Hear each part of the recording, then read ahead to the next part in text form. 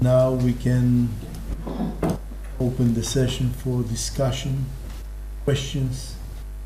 Please ask all the participants to identify themselves before. Miriam Bodian. I enjoyed both papers, but I have particularly a question for Kenneth. The what's going on in Rome is very, very interesting in terms of what's going on in Lisbon and elsewhere, when inquisitors are dealing with precisely the question of baptism. I'm curious to know, and this may be a question for others here, what we know about how the question of forced baptism was. To what degree was it discussed? To what degree was it regarded as an issue at all? I know of a case in which it's brought up by the defendant himself, and I can say that the tribunal was predictably completely indifferent to the claims of, but these claims were based on the rulings of the church itself. So I'd just like a response to that. Let me answer. The mic is on. I'm glad you asked that question because it indeed. First of all, what I'm doing is looking at the papal letters and the responses and this concilium and trying to find out what was moving them as they worked. There was always a question within the church of when was baptism true force and when was it conditional force. And the way, and as I mentioned, Innocent III in 1201 in Mayortis, the way he defined it, it made it almost impossible. I mean, somebody had to be standing there, with a sword at your throat, and you said, no, I won't accept it. And you didn't know what was going to happen. If you accepted baptism, metu morto, if metu morto is a fear of death, that was conditional and valid, so that an inquisitional tribunal could easily avoid it. And I would say that if we are to take these letters seriously, and it's not that the term appears in one letter, it appears again and again and again. And as I said, there are at least 100 of these letters. I mean, it's just I cataloged them all. Who has this? And they're long letters too. It's incredible, much longer than you usually see. The term is just there. The popes are really upset about it. Pariseo is really upset about it. They're beginning to realize they're putting more emphasis on libero arbitrio. You have to consent for real. And the Inquisition says, nira lecha, which in good Hebrew means that's what you think. So I'm glad you pointed, because there is a real opposition between what the popes are saying and what the tribunals would say. Law, we think of law as something precise, and of course, as we've learned recently, whatever it is, it's not precise.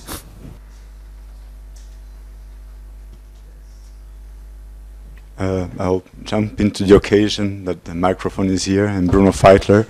I'd also like to thank a lot both presentations that were great for their clarity and informations. And I think it's a question that can go to both of you in a certain way, is regarding not the existence of this political body of New Christians and their influence in Portugal or in Rome, but is it possible, and Claude, you said about this, still in the 18th century, people saying that Pombal was paid by New Christians, but do you think it would be possible to have a chronology of the action or the influence of this group in those high places?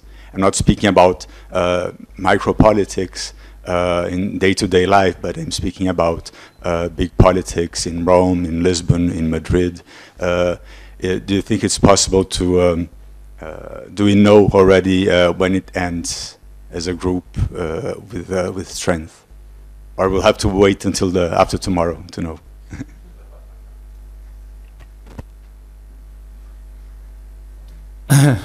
This is it's very difficult to answer, not only due to the limitations of my own knowledge, but also because, as you probably understood from my talk, this is one of the reasons why it is necessary to review the history of the New Christian through the prism of its political dimensions.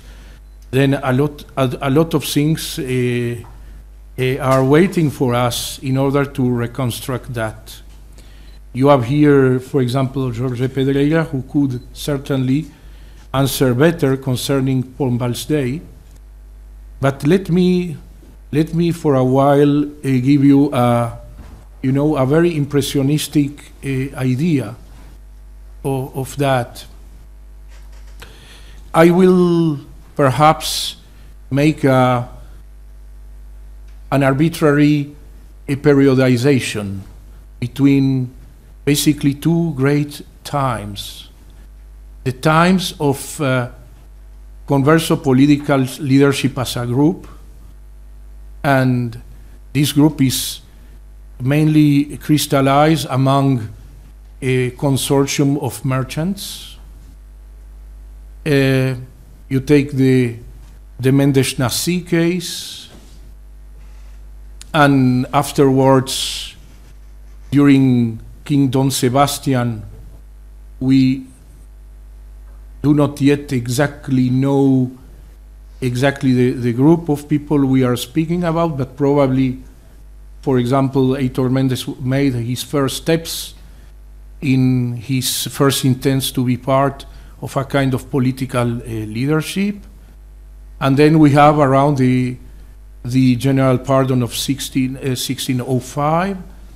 And then we have to look at Madrid during the 20s, where also consortium of bankers and ascentistas, they tried to negotiate, and of course with people who are working for them in Rome.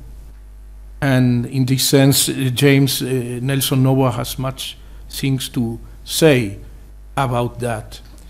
However, during this first period of time of Converso leadership, with a kind of consortium pattern, basically, we do not have to imagine that we have speaking about the same people, but we are speaking about different kind of merchants. Certain they become wealthy from an old time, and others were, as I mentioned, parvenus, and the relationship between sometimes the groups were ambivalent and even antagonistic. That is, there is indeed a strong link between economic wealth and Converso leadership, but we are not speaking about the same class of people, exactly the same profile of people. And to say it very quickly, and we have then a second period, more or less. I'm saying it in a very arbitrary way, but perhaps Anna Lloyd here will correct me on during her talk, and it is, I will say, the people of, I can term then like the time of the Hof Conversos, the Hofjuden, that is, those bankers who were, of course, they were aided by others, but they were basically crystallized around one leading, very clearly leading person, like Da Silva, like Da Padua. Concerning the Pombal era, there are rumors. They were Jorge Pedreira can say they were contacts with people who were partly Conversos, or at least associated with Conversos, merchant people, wealthy merchant people from Lisbon, but probably we can imagine a rather clear end of Converso pleading as a group, and this was after the failure to definitively suppress the Holy Office at the end of the of the 17th century, but again, maybe I am wrong. And from this time, then the Conversos, in times of what they're called of a kind of reaction against them, the Puritano era, they had problems to organize themselves in rather proper ways, and probably in this sense, Pombal was a kind of, of deliverance. But still, we have also bear in mind, and Michael Silver, he knows obliquely what I am talking about, because Pombal himself, he heard concerning the needs and the problems of the Conversos, not only in Portugal, but also in London, in Vienna, and he heard from the mouths of people, of also Conversos or ex-Converso Jewish people who were very active not only in the economic but also in the political spheres. Professor Stowe, I have a question. We know that there was a sizable Oh, I'm sorry. I'm Alan Herman, a member of the public. Professor Stowe, we know that there was a sizable Jewish population in Spain. We heard that in a general figure from Professor Motzkin, 30,000. We know Columbus commented on a sizable population as he was leaving at the time that the Jews were expelled. In Portugal, was there a sizable Jewish population? That's not really a question for me. Oh, okay. I'm not an expert on it. I want to hold it off. Yes, of course, many came from Spain after the expulsion, which is the origin yes. of the thing. But as far as size, I leave that to experts on Portugal. Does anyone know? Was it as large as the population size in Spain, as an example? No. No. Well, 10,000, 5,000, 1,000? Is there a... 200,000. 200,000? So the figure that Professor Motzkin cited was much lower. Yes. Yeah, no. Oh, okay, okay. 100, There are Professor Kaplan, please. From Spain at the expulsion. And there were 80,000, so we have... We have a considerable amount. Okay, no, I'm asking that only because the... 10%, yes. in a million of Yeah. Wow, population. Okay, that's large. I'm asking that only in the context of knowing that the Inquisition was directed to a lot of people. It wasn't just a small number of people, and that's why I'm asking. So the impact was very great on creating a converso population. The edicts by the Pope, and then of course the change of mood and so forth. That's why I'm asking. Thank you.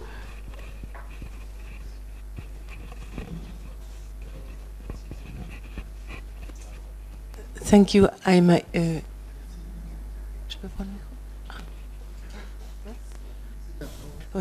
Thank you. I'm Isabelle Poutrin. It's a brief question for Professor Stowe. As far as I know, we don't have a lot of sources of how the baptism of Jews in Portugal was made. Does Pier Paolo Pariseo argue with arguments? Does he present any proofs that it was a case of coacta voluntas? Because I'm sorry. he says that the Jews were forcibly converted, but does he precise how it was made? Really? Yes. No, I don't. I don't believe he does. He just said it was all done all at once, and I have the text here with me, so we can look at it. I brought the text just for that purpose. But he doesn't go on at length because that's not. He's just decided that it was absolute force. And to return to Miriam's question, of course, the whole thing is Paul IV burns the people in Ancona because he says no, it wasn't absolute force. So probably it could be argued back and forth. I mean, the standard story that we know, which Herculano repeats everybody, that they were all brought together and suddenly baptized. But you raise a good point. Do we have a fuller description? Does anyone here know of a fuller description of the actual forcible baptism of 1497? Good, I'm not lost. No,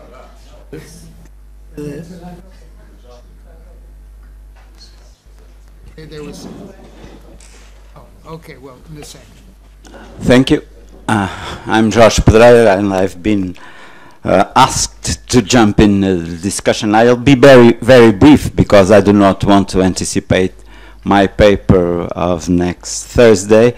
And I will only say that during the 18th century, you actually cannot see a distinct new Christian element in the Portuguese business community. They had left, really, during the latest that I saw were living in the 50s, but this was a small group because of persecution of the Inquisition, which attacked the family, and so they all left, those who could left. But there wasn't really an element of distinct new Christians in the business community. I think Lúcio de Azevedo was right when he said that from the first third of the 18th century, there was no longer this very important new Christian community. Of course, there was some, and they were visible. And they were visible most of all because after the abrogation of the distinction, they received all the dignities, and some of them had been condemned by the Inquisition. So it was very conspicuous, this concession of honors and dignities to those who had been condemned by the Inquisition. But this was really a very small group. And I wouldn't give too much importance to the comments and the satirical comments, because Pombal, after he fell from power, he was accused of everything. yes. And so it's one of the accusations among many, and there isn't the slightest indication that there was some negotiation that he received. After all, there was not a community to pay for that amount of money. And of course, what is very impressive is that the matter of blood purity was still so important and so disproportionate to the demographic size of the new Christian community. To say something? I just wanted to answer. You are, sir? Joseph Benaroch. The scene that I have seen described of the mass baptism was that the people were amassed in the port of Lisbon, in the port area. There must have been something like a few tens of thousands, because 2/3 of them, or 60% of them, came from Spain 5 years before, and looking to escape the Spanish Inquisition, and they joined the Portuguese, and they were all forcibly converted in the port, en masse, as a mass of people. That was the scene I heard, if it helps. Well, thank you. As I remember, the children, the king took the children first and forced the parents, and that's one of the things that Pariseo says, and other canons, lawyers say afterwards. You can't force the children. If you force the children, you're effectively forcing the parents, and that's illegal. I assure you, I've been doing a lot of studies of Rome in the 18th century, where all kinds of monkey business occurred, and they were always strictly legal about this thing. It's just amazing how strictly legal they were about it, because they didn't want to impugn somebody's free choice to convert. I just want to make one comment, very interesting thing, when you talked about the 10%, because I was just in Poland 2 weeks ago for the conference of the founding of the opening of the Great Jewish Museum, which is just a spectacular museum. museum, and I'd never been in Poland.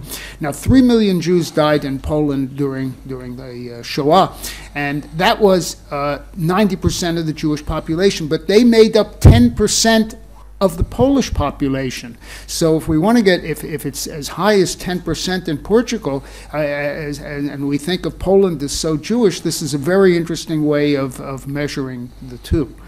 Just my own outside observation. When considering the demographics, that there were intermarriages between Conversos and old Christians, so the population, and it didn't matter how little Jewish blood you had, Yeah. you were a Converso, and so it wasn't an ordinary demographic growth, it was exponential. You have to take also into consideration the fact that they were probably 10% of the general population. Their presence in cities was much more pronounced. So Same as in, against. they were more visible. Yes, please. Okay. Sorry, José Alberto Tavim. A part of, we have here data about the conversions and what they call, the people call the forced conversions, not only throughout the country, not only in central archives, but also in district archives. In the case of the district archives, we don't know here because we don't have precise information of that, if they were forced or not. We see the people converted with the Christian names, the people of local communities. So that is very difficult to precise. What I want to stress in this case is the relation between middlemen and those top men.